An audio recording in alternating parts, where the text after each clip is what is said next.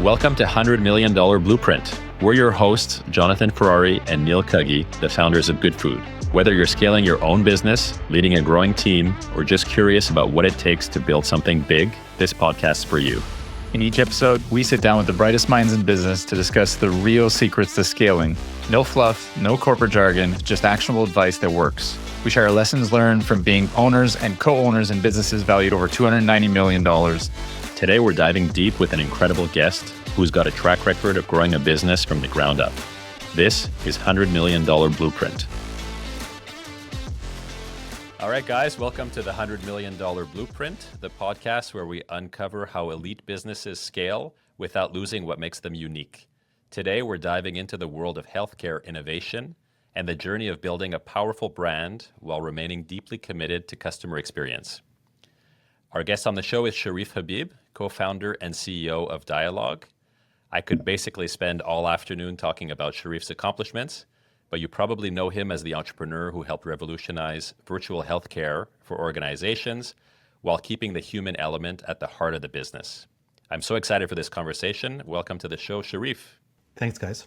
So we will be talking about scaling, we'll be talking about growth, we'll be talking about member experience and much more.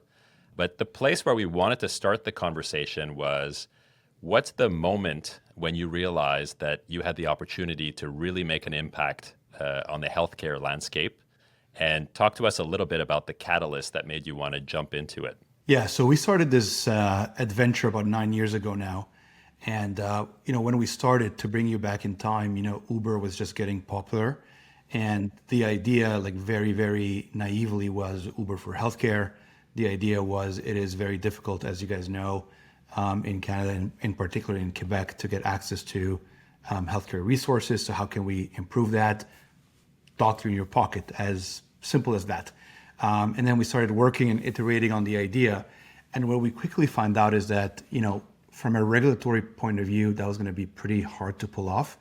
And at the time, Uber, if you remember, was going through a very nasty fight with the regulators, and they were in the news every day, and they're getting shut down and reopened and court cases. And I was like, that's really not the life I want to lead. And one of my closest friends, Jan, who's now COO here at Dialogue, used to run Uber in Quebec. So I had a kind of a front row seat at the life he was having. And I knew that this is not what we wanted to do. And so that was one reason we decided to stay out of this kind of B2C realm. And then the other thing is that we quickly discovered that in Canada, as annoying as it is to not have access to healthcare, in general, people are not willing to pay for it. We feel like we're paying 50% of our income on taxes. We should get a certain level of service. In general, people don't want to spend more. So we quickly, in the first few months of work on the idea, pivoted and decided to focus straight on B2B, and then exclusively on B2B, sorry. And that was an amazing, stroke of luck early on, that decision, because it allowed us to leapfrog our competitors. It allowed us to do one thing and do it really well. It allowed us to stay out of the newspapers in a good way and out of the regulatory issues. It was a really good business model. And then we quickly grew. And then again, to answer your question, we realized when we started getting, the first meetings, and people were like, yes, where do I sign up? We didn't have a product. We didn't have anything, concrete. We were just talking to potential customers about the idea, and they were ready to sign up without, a demo, without seeing the app, without a price. They're like, whatever it is, we're in. And then after signing maybe 10-ish clients or a dozen clients, something very interesting started happening, which is we would get inbound from companies saying, I was interviewing a candidate, and they asked if our benefits include Dialogue, and I went and looked for Dialogue. That must have been a magic moment. That was amazing. This is really when we realized, this is something real. We're not just trying to shove something down people's throats. People are actually looking for this, and they're hearing about it from somewhere else, and that was amazing. I love that. The moment of being I'm gonna choose an employer based on being able to access Dialogue. It sort of reminds me of the vibe of the first time I was driving down a street and I saw a Goodfood box at the recycling bin of someone's home that I didn't know. And I was like, oh my God, this is amazing, right? Like, We made it. Yeah, it's one of the most memorable milestones for sure. For sure. Question for you, Cherif. When you guys were thinking about starting the business, obviously technology that you're providing, maybe I'm misspeaking here, but can be used around the world, right? Like you have competitors in the US that can come and set up relationships in Canada and vice versa and all other countries in the world. How did you guys think about staying within your market and kind of owning the Canadian market versus expanding and protecting from competition? I know you said you kind of leapfrogged everybody, but curious to see in a tech business, it's not always the case that you kind of stay geographically constrained. First of all, the inspiration for the business was an international inspiration. So before Dialogue, I ran a medical devices company. So I got the opportunity to travel all over the world and see how healthcare was delivered and consumed in different places. And we saw that technology played such a big part, in particular in Scandinavian markets, in China, in Latin America, even some of the, some of the developing countries were way ahead of us because people were just used to talking to their physician on WhatsApp. And that was like a very normal thing there. So that the inspiration was really an international inspiration that we wanted to bring here. So we didn't invent anything. Our innovation was really figuring out the business model and the employer as a payer. That was kind of our mini innovation to the field. When we were raising capital early on in our journey, a lot of our potential investors challenged us very strongly on international. Because at the time, you roll back, 9 years ago, people didn't think we can build a big enough business in Canada alone in what we were doing. So the question was like, how do you get to 100 million ARR, right? And now it's really funny because we're way past 100 million ARR. But back in the day, like in 2016, like I couldn't even imagine. So we would, come up with those slides and those models of how we would get to 100 million ARR, and the global or international story was a big part of that contribution. So we actually, looking back on some of the mistakes we've done, we actually did try to go internationally, and we did spend a bunch of money, more important than money, but bandwidth, in our early years trying to expand in Europe and other places. And these ultimately didn't work out because we realized that the market in Canada is actually much bigger than we thought. It's over 10 times bigger than what we initially thought. And to build a really enduring business, you gotta own your home market before you go anywhere else. And then one of the really interesting realizations that are kind of now obvious in hindsight, but back then we didn't realize, is that when you go speak to the founders of CGI or Couche-Tard or any of the other kind of Quebec success stories, they stayed in Quebec or Canada for the first 10, 15 years of their existence. And then, once they were very dominant here, they slowly started going elsewhere. Whereas we were trying to do it in year 3 when we had barely anything going here. So in hindsight, it really taught us the value and the importance of focusing. And then the second part of your question is like, what stops international players from coming here? I'll remember one of the scariest moments in the Dialogue history is I was in Washington, DC, the weekend that I was actually proposing to my wife. And we heard the news that Teladoc, which is the world's biggest, telehealth company, was coming to Canada.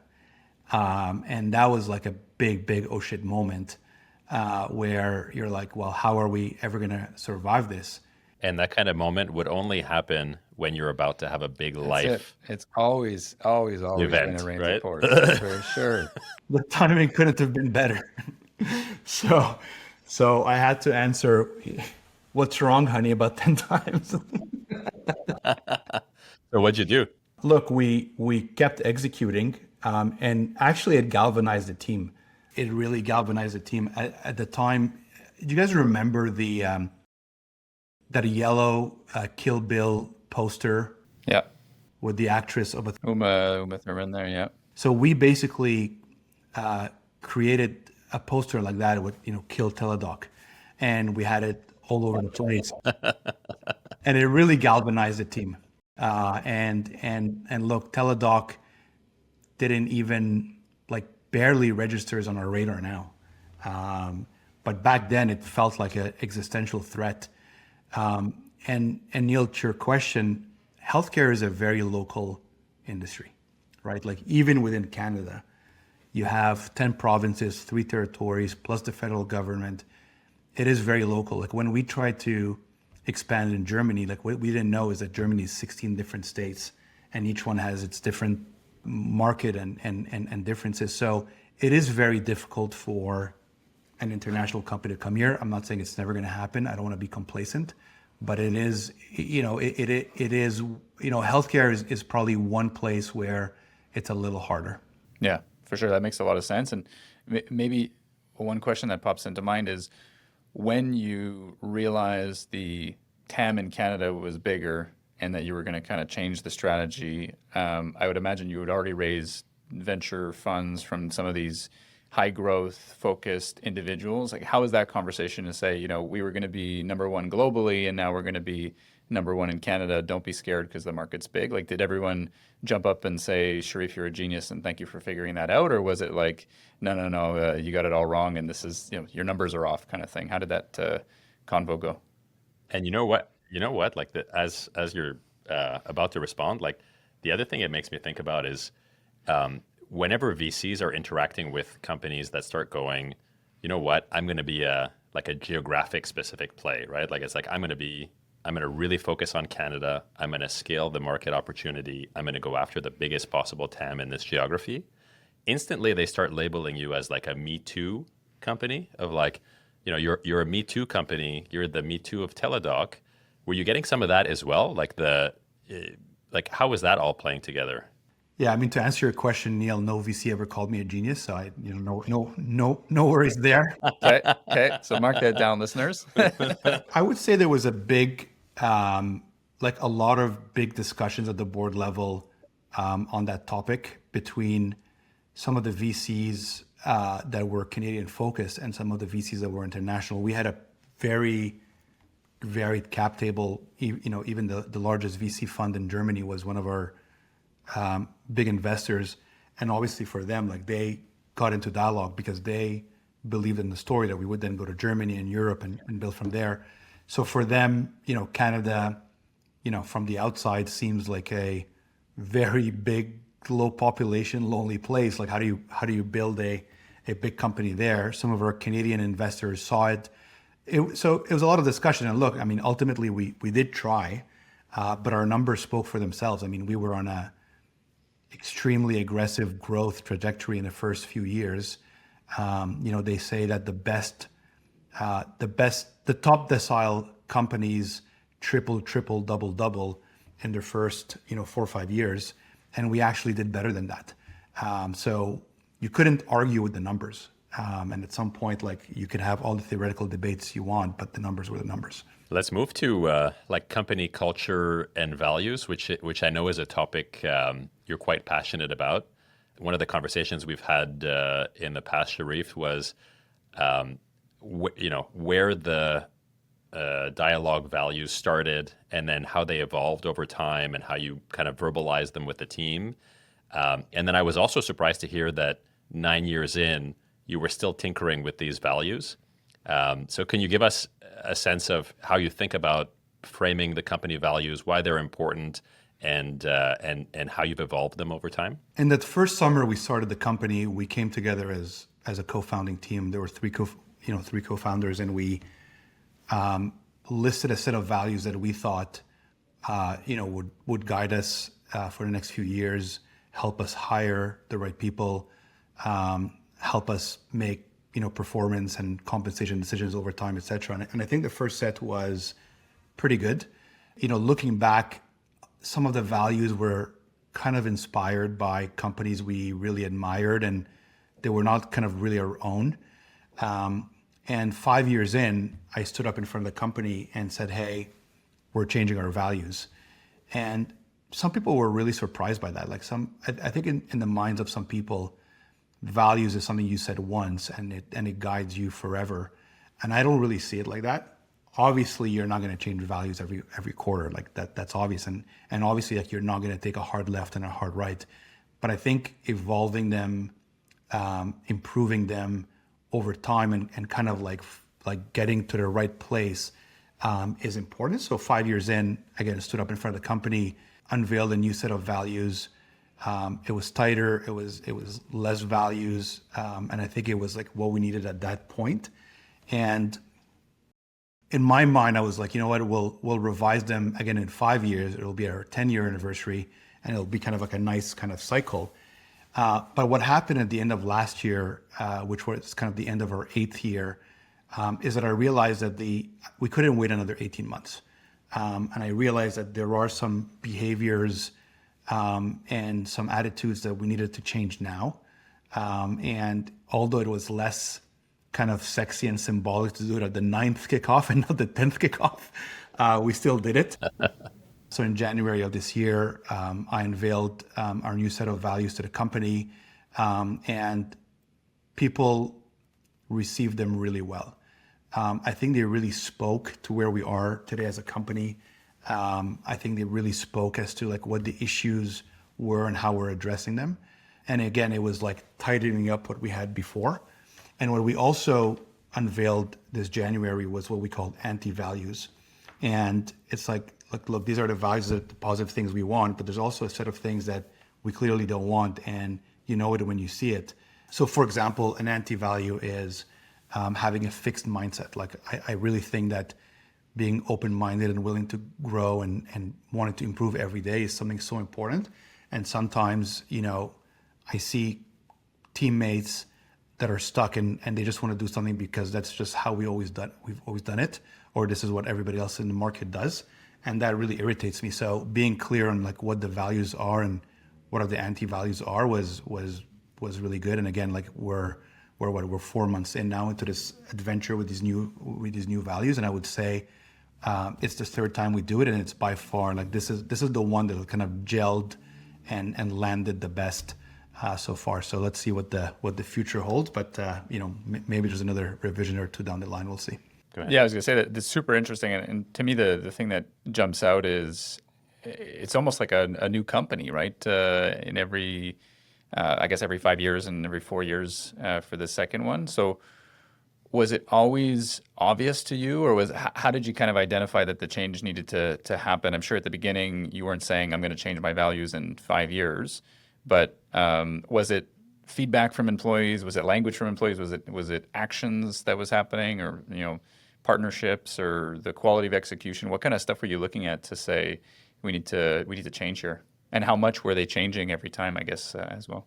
I would say all of the above. So from the first version to the second version, we kept 2 values and we changed 3. And then from the second to the third, also the same. Like I'll give you an example. Like a new value that we unveiled this year was we keep it simple.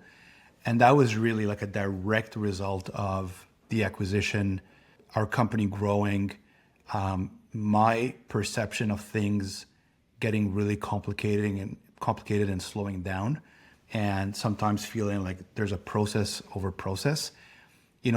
People have this idea that if you're the CEO, you say something and people do it right away. And like you guys know, there's nothing further from the truth, right? Like people will always tell you why it can't be done, and there's a process, and it's more complicated than you think, and it's going to take forever. I've never heard that. I've never heard that before. Yeah, what time is it? 3 p.m. Yeah, definitely today. So I just really felt that reminding people that keeping it simple is really important. Was something that we needed to make a big stance on. One of my all-time favorite philosophies, from Da Vinci is simplicity is the ultimate sophistication. Like I actually think that it's more difficult to do something simply and elegantly than to make it complicated. And sometimes like making it complicated is actually the lazy way.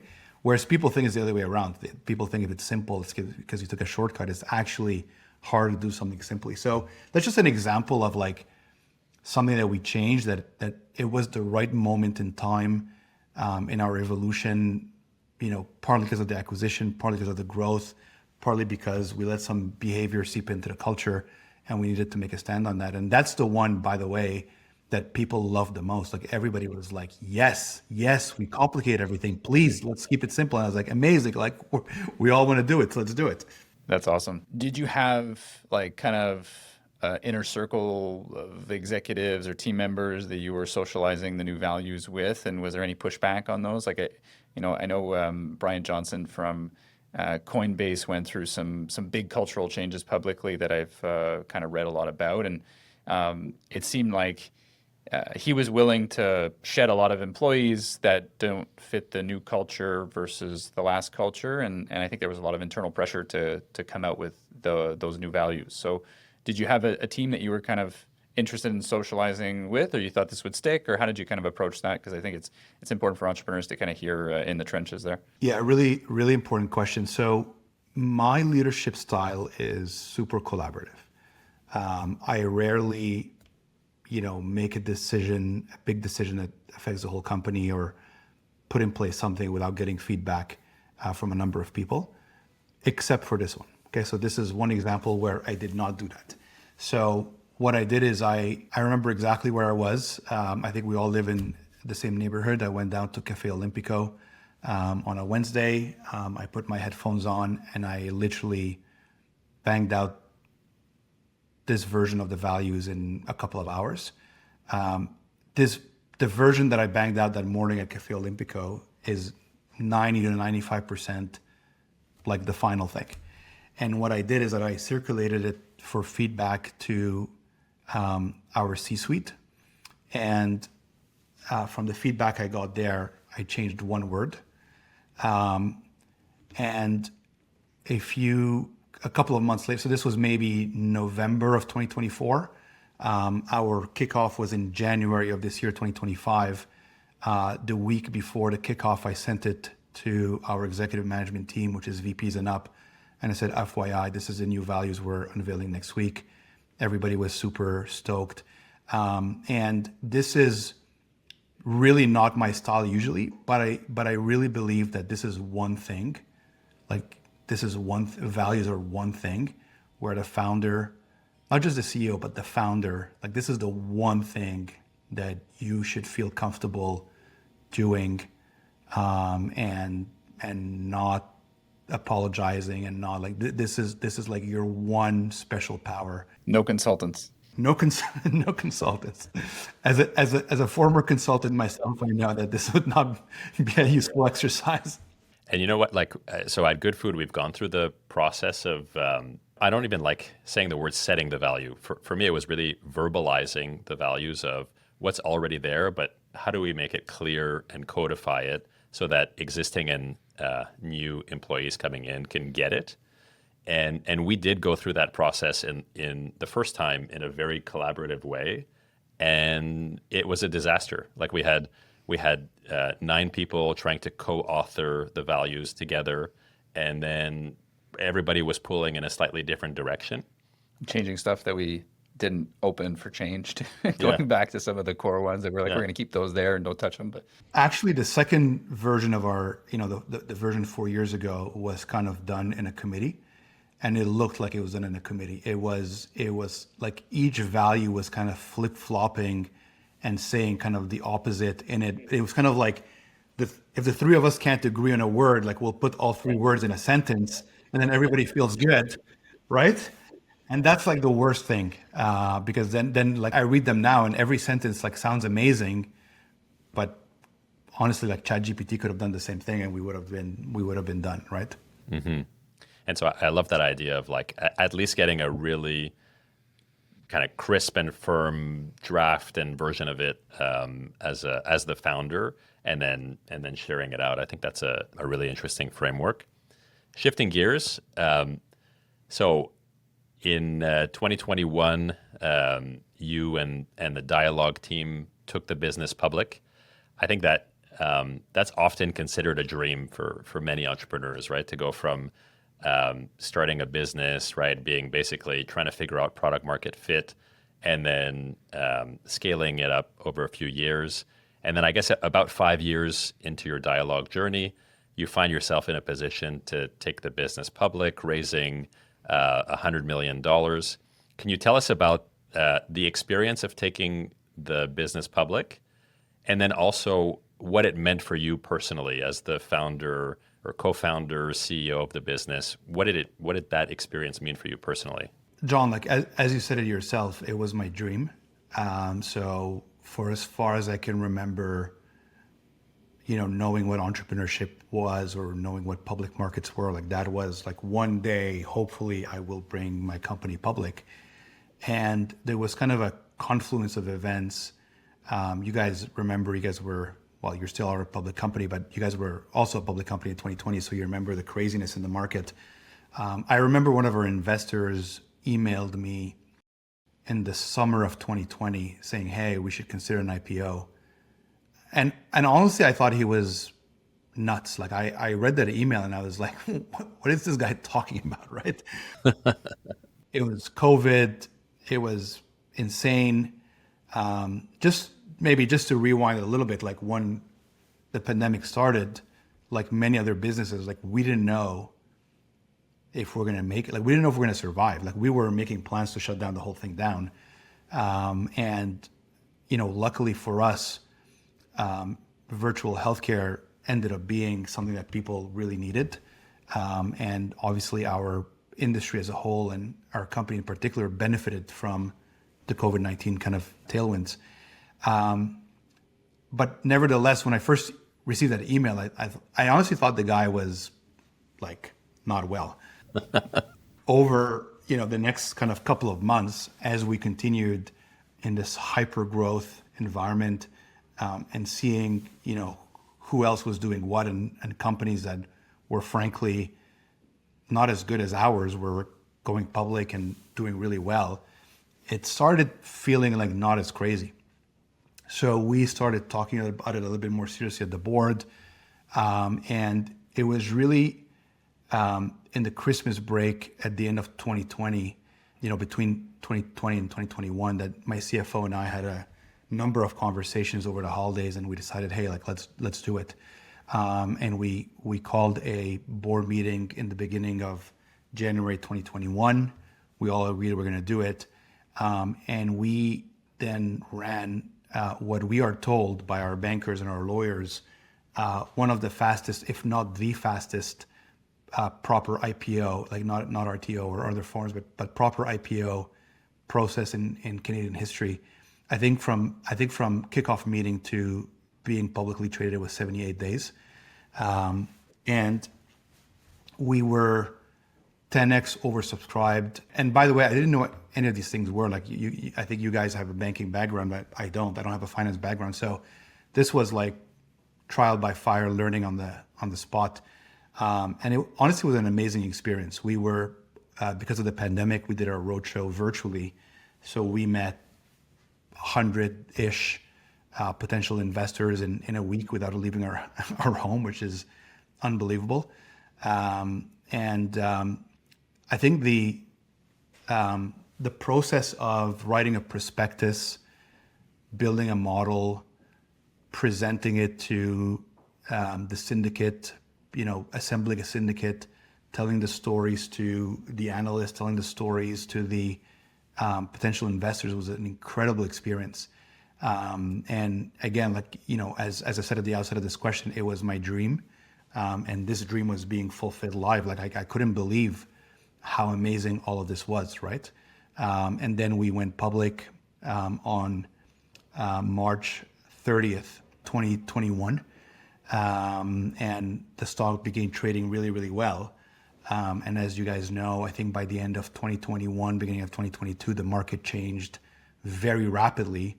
And high growth, unprofitable stocks, especially when you're, I think they call this a micro cap, which is, I always found offensive, but you're, a small cap was not a good place to be. So we were executing on our plan extremely well. The business was growing, but yet our market cap was not heading in the right direction. So that was a pretty tough thing to see. Is like you're working extremely hard. The numbers are there. but the market is not kind of giving you credit for it.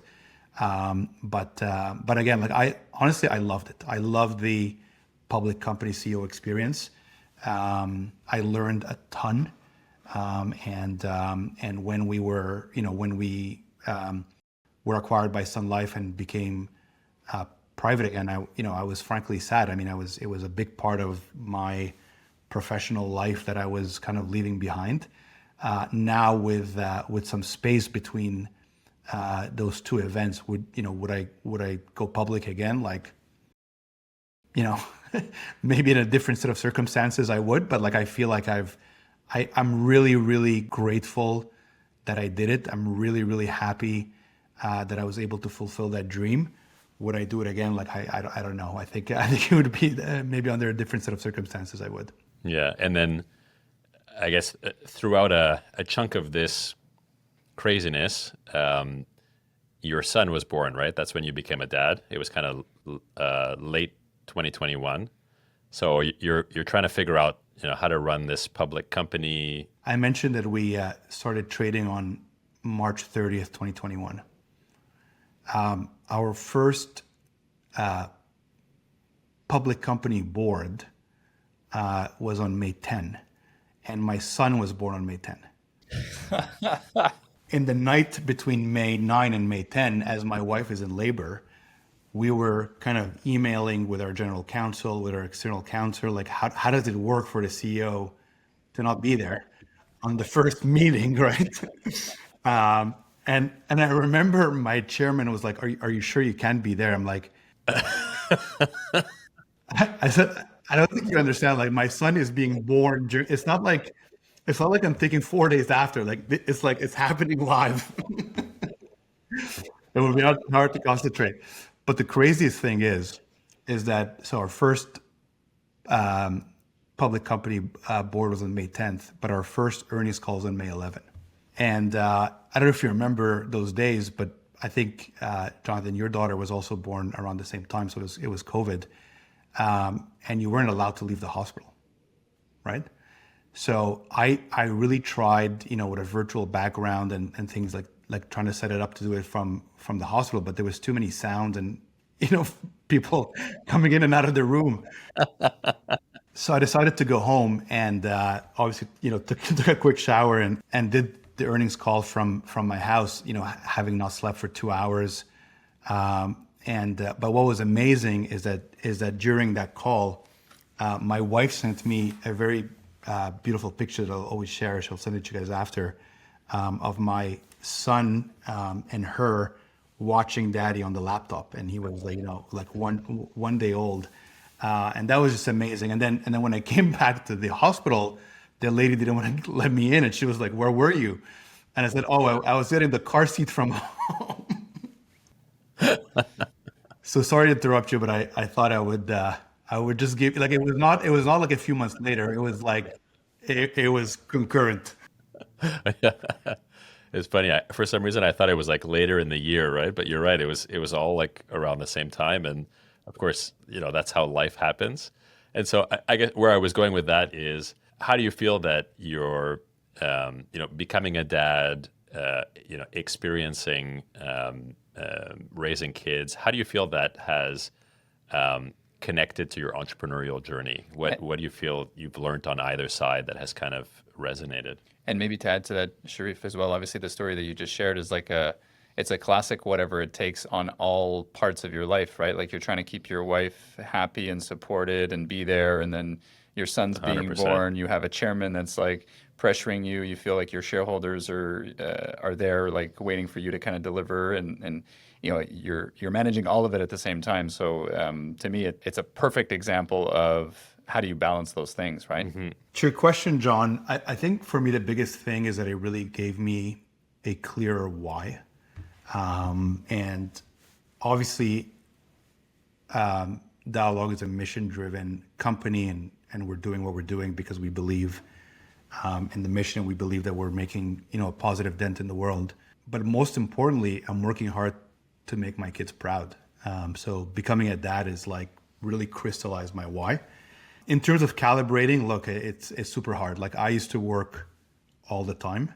And I didn't maybe realize it back then, but now that I look back on my pre-kids days, like I was working all the time. And now with kids, obviously that's not feasible because I really want to be a present dad. Of course, it is feasible if you don't want to be there, but I really want to be a present dad. So it is hard, and you got to make, I think you guys know this, like there's a lot of logistical gymnastics to be there for the kids and be there for the business. I think I'm doing a decent job at it. I remember in the first year of my son being around, I had given myself the goal of being there for every single bath time. I felt that, bath times were just this magical moment where we bonded. I loved it. And I was like, no matter what is happening in the world, I'll be there for bath time 100% of the time. And it was good, but it was extremely stressful. Like I would do the craziest things just to be there and then leave again, blah, blah, blah. And then my coach at the time, basically told me like, that's an unreasonable expectation on yourself. Like, what would it change if you were there for 80 or 90% of bath times? Do you think he would feel any lesser of you? And I was like, no, I don't think he's going to remember. This is more for me. And I think because she was a mother herself, her words were more impactful than if I was hearing that kind of from another dude. And I followed her advice, and I was there like the vast majority of the time, but I wasn't like killing myself. And it made it that I was enjoying myself, but not exaggerating it. And I think that is something that I kind of took away. And as I had a second kid, and as life evolves, like I make a huge effort to be there for every single dinner time, etc. And on the weekends I'm there. But if from time to time there's something like, look, it's not the end of the world. I would say like being there for my kids is my number one priority. My business is super important too. So like doing both, I think I've found ways to do it, and I think everybody's happy. So that's good. Yeah. And then the other thing that we've thought about on that side, your company is also going through similar life changes, right? The people at the company, JN and the rest of your C-level and your VPs and, the co-founding group, John and I are the same age when we started with Rafi. We're all going through those life changes at the same time. So it gives, going back to your value conversation, like how have you guys changed the ways of working and expectations internally to make sure that priority number one is the family for Cherif, and maybe it's not for everybody in the company at the same time, but how does that kind of work out for you guys? Yeah, so you're absolutely right that the demographic of the team at Dialogue has really changed over time. When we started, I would say it was a minority of people that had kids.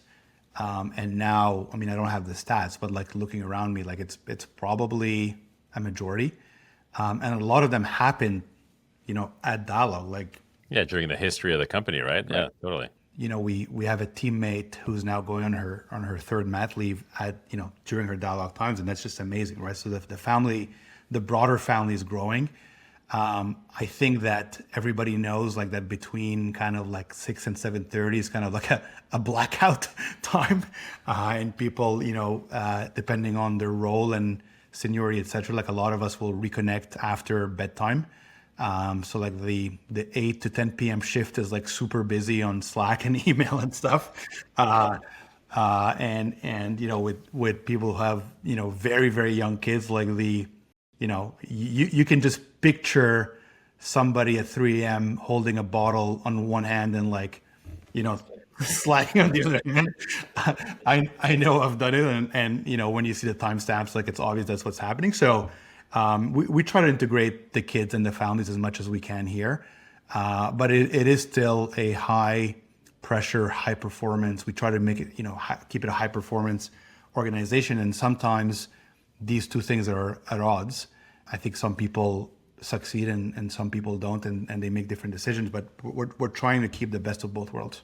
Amazing. I was, so there was a rumor, let's call it a rumor. There was a rumor last year that you sent around a memo called the Mojo Memo. And can you tell us a little bit about the Mojo Memo and, what was in the memo, what prompted it, and what happened after you sent it around? At about this time last year, I felt that there was something missing in the culture. We were maybe 6 months into the acquisition, and I felt like we were getting a little soft. And I don't know where the Mojo word came, but then I kind of like re-looked at some of the Austin Powers videos, and you remember like he says like Mojo is a je ne sais quoi, and you know what I mean. Like, and he doesn't really describe it, but basically it's like you feel it when it's there and when it's not there. And I just felt it wasn't there. And I wrote this memo over a weekend, and I kind of circulated it to my management. At Cafe Olympico? No, that was Olympico was not open yet. Myriad across the street. I think it was a Gentile actually. But So we know you like Italian coffee. Yeah. Okay. Yeah. Check. So I wrote this 2-3 page memo, and I say, hey, like I think we have an issue. This is why I think we have an issue. And these are my hypotheses of why we have an issue. And these are some of my hypotheses of how we fix it. And I sent it to my management team. It was just before a quarterly offsite that we had planned anyway. And I said, like, I'd love your feedback. And it really resonated. Like people were like, yes, we feel it. We didn't have the words to express it. We didn't know exactly what it is, but this is exactly it. And again, it galvanized people. And I didn't share it, by the way, I didn't share it broadly to like all 1,300 employees. Like this is something that was shared more in the management team, our leadership program, like our high performance people that we kind of like tap a lot for feedback, etc. But as you said, it kind of leaked, and although it was never official, like people were talking about it, which is kind of great. It was kind of like a speakeasy memo, which was cool.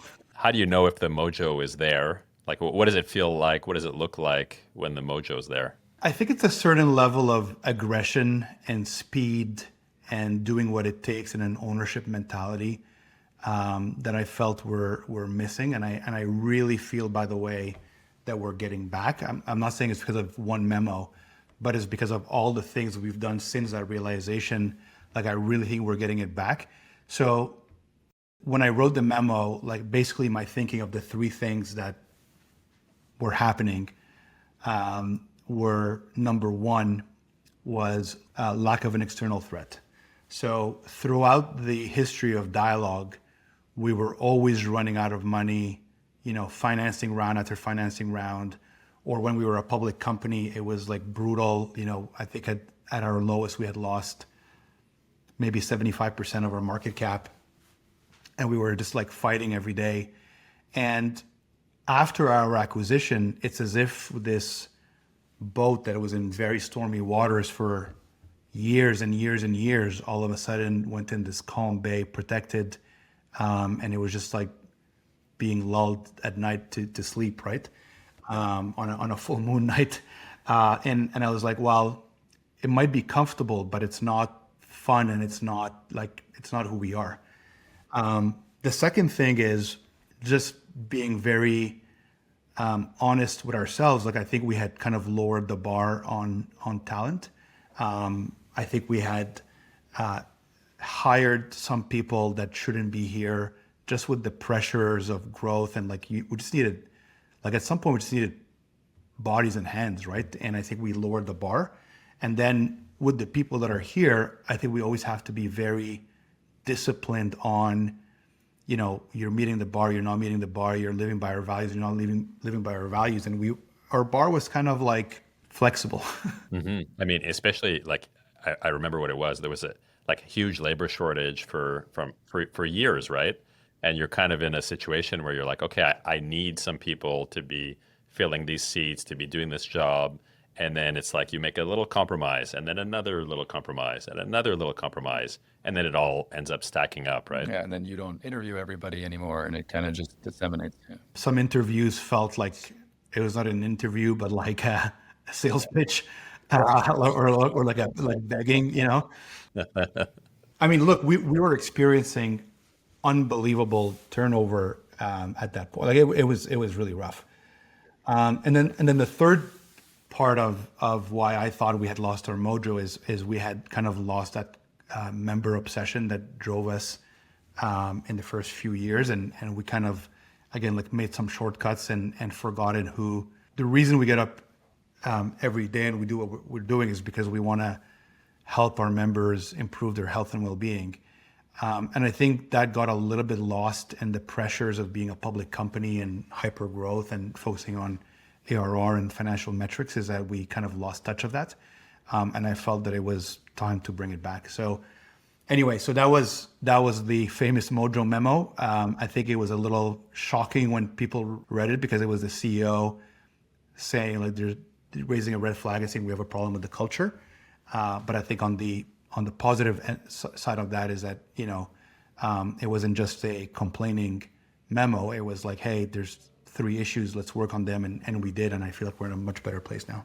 Mm-hmm. And as a CEO, I do often think what people don't realize is a big part of our job is to be the cheerleaders, right? Like maybe coming to something you mentioned earlier, which is people on the outside might think that the job of the CEO is like, I just tell people what to do. I'm just directing everybody, and that's the key job. But I see myself as an important cheerleader for the team, for the business, because there's so many challenges, right? The challenges are infinite, and it's always about continuing to push through those challenges. And so you need that voice of being the cheerleader. And so I think it takes a lot of guts to then turn it around and be like, okay, well now we really we need to recognize the brutal truth, which is very it's very Jim Collins like, right? From the Built to Last and Good to Great, right? Like we need to recognize the brutal truth. We need to talk about it. We need to accept it, and then we need to figure out the path forward. So of all the definitions of what a CEO does, my favorite one and is the most crisp. It was the former CEO of American Express, and he said the role of a CEO boils down to 4 words.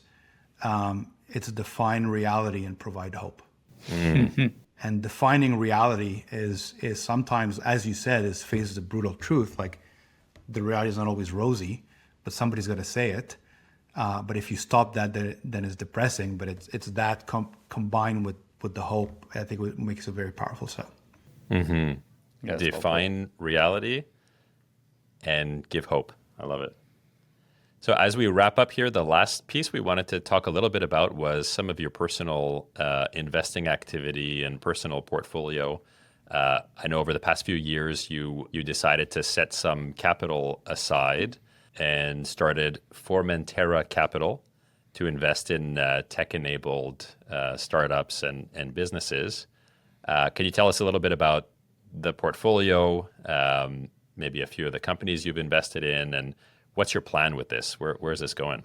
I wrote my first angel check in 2011 in a company that you guys probably know called Cotopaxi. Cotopaxi is an outdoor brand. You guys are wearing Patagonia, but it's kind of the new Patagonia, and it's more colorful. Exactly, it's more colorful. And the CEO and COO were very good friends of mine from business school, and that company ended up doing extremely well. I'm still a very, very, very tiny shareholder. But the point is that I've made several personal investments over time in people that I knew well and respected, etc. And for me, the angel investments that I've made, I have no illusion that this is part of like my asset allocation, investment strategy, whatever. If I recoup the money that I've put into this, I'd be super happy. And if I do better, I'd be ecstatic. But I really have no expectation, and I've always kept it like very low pressure on myself. And I've gone through some years where I didn't make any investment, and I've gone through some years where I made 4 or 5 personally.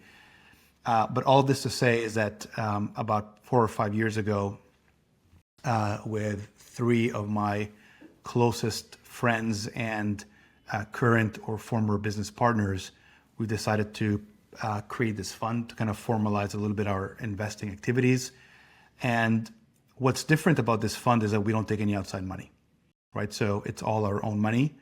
And there's absolutely no pressure to make anybody else any return.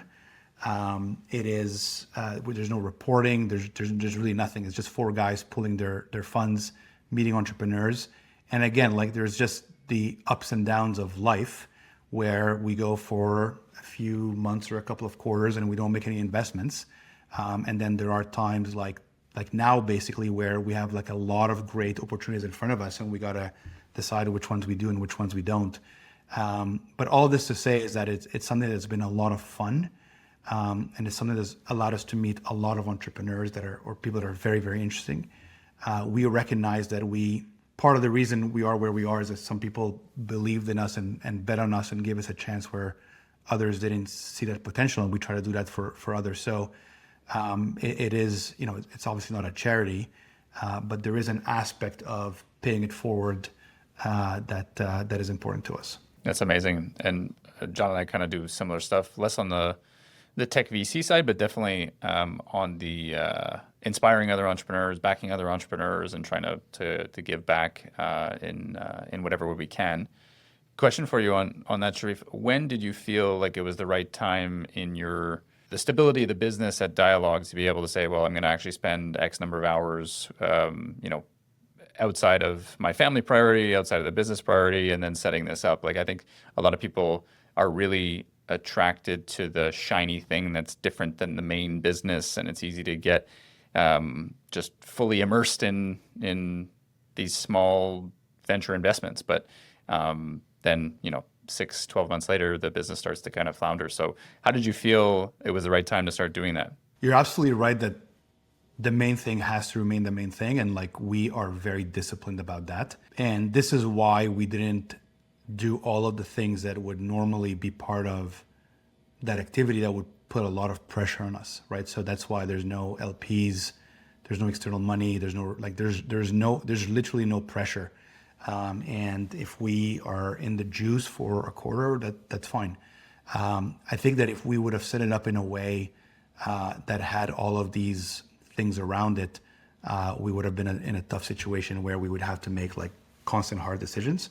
But the way it is now, it is enjoyable, low pressure. I think in a way it helps our business. Like I think by speaking to entrepreneurs and just seeing how they tell their story and how they, like, that really helps me tell my story. And I think a lot of the pattern recognition, a lot of the things that we've learned building our business, are entrepreneurs come to us and they, for example, we have a case where an entrepreneur was literally running two businesses at the same time under the same name. And we're like, dude, like, you got to pick one or the other. And he was like, no, we can do both. And the complementary, there's a lot of synergy, blah, blah, blah. And then 18 months later, he had to choose one of them. And we were only able to say that because we, in the beginning of the conversation, we talked about the international side and all of that. Like we learned it the hard way. So our value add to entrepreneurs, like, these are all people that could raise money from anybody. And we're often on cap tables where we can't even believe that they gave us a spot on this cap table because it's all these incredible people. The only reason that entrepreneurs partner with us is that they feel that our current operating experience can be really helpful.